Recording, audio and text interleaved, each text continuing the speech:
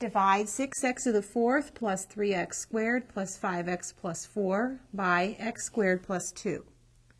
We can write this in a long division form, writing the divisor, x squared plus 2, and the division symbol.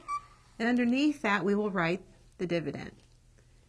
There is no x cubed term. We call it a missing term, so I either leave space for it or write a 0. I'll just leave some space in case I need an x cubed column.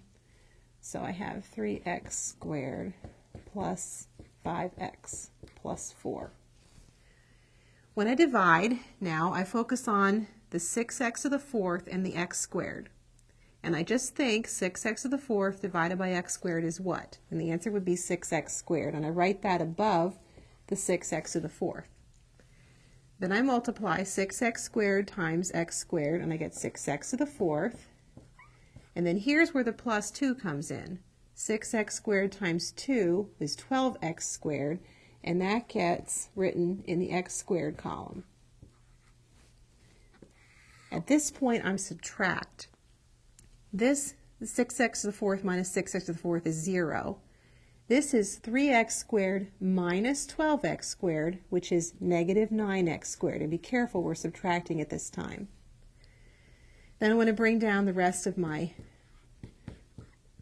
dividend. And again, I do the same process I did here. I think negative 9x squared divided by x squared is negative 9. So I write minus 9.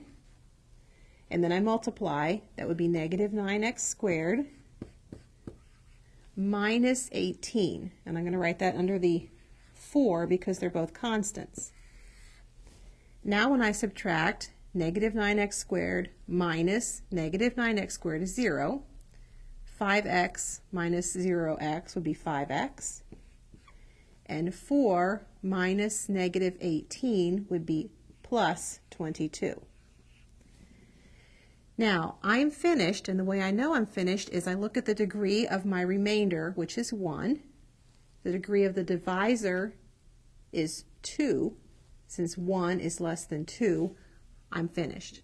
And I can write my answer by writing the quotient, 6x squared minus 9, plus the remainder, 5x plus 22, divided by the divisor, which is x squared plus 2.